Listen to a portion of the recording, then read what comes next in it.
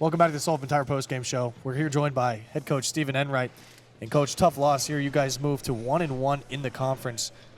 Give me your overall thoughts on the game. Yeah, I mean, we did a poor job defensively. You can't rely on shot making. We're 5 for 25 from three. Missed some clean looks. But yeah, you can't rely on shot making. And I thought we did a really poor job defensively in the second half. I mean, they shot 57% from the field in the second half. That's embarrassingly bad. Couldn't execute our baseline out of bounds defense, couldn't execute our zone, and certainly couldn't guard the ball one-on-one. So, you get what you deserve when you perform that way. Offensively, we're just inefficient. Missed some open ones, but just didn't do a good job generating good shots, particularly in the first half. And I thought, positively speaking, Leo Chaikin's a warrior, man. So, we've got that guy, and, we need him on the floor, and him not being on the floor in the first half, I think, really hurt us.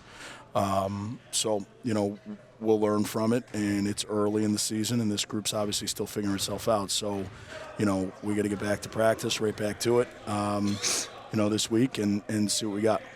Yeah, you mentioned about Leo Chaikin. We were curious. We didn't see him a whole lot in the first half after he got those 6 points, and he came off. Two fouls quickly, which changed the game. That makes sense. Two not so great calls on either of those fouls. Can they fine you in Division III? Only if they listen to the broadcast. Okay, they were bad calls, and then Leo Chaikin had to sit on the bench, which hurt our team. That's fair.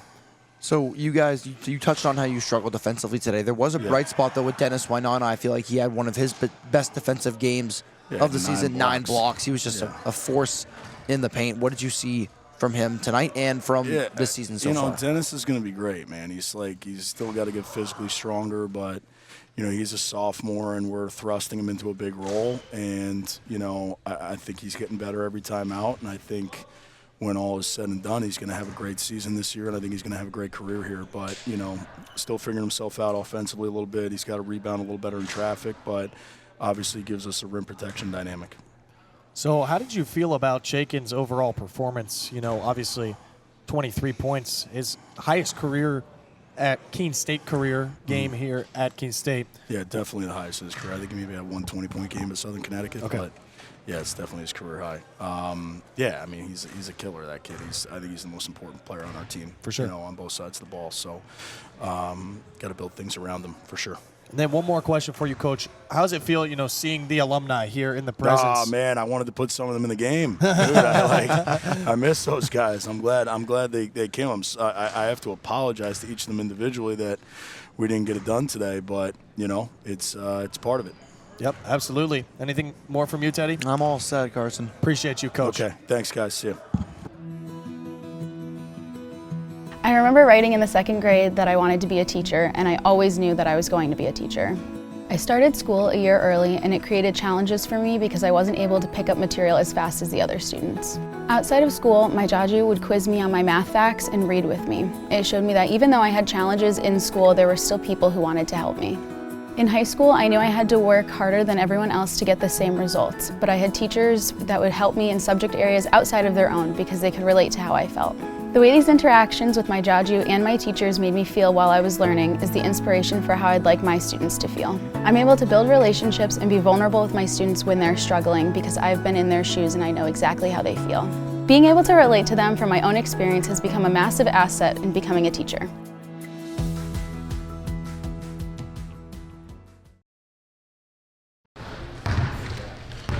Welcome back here on the Owls Media Network. Keene State fell here to UMass-Boston 69-74 following the big win for the women, and a decent day overall here for the Owls and a decent weekend, 2-2 in their final score here, and big moments coming from the track and field as well. So we appreciate you joining in here on the Owls Media Network on Flow College Sports.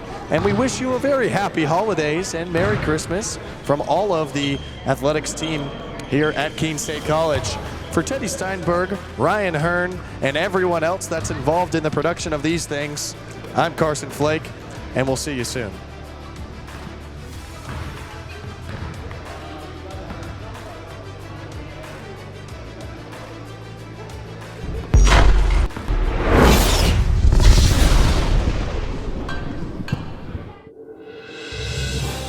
You have been watching a Keene State Athletics broadcast on the Owls Media Network. Please tune in to our next broadcast and thank you for watching.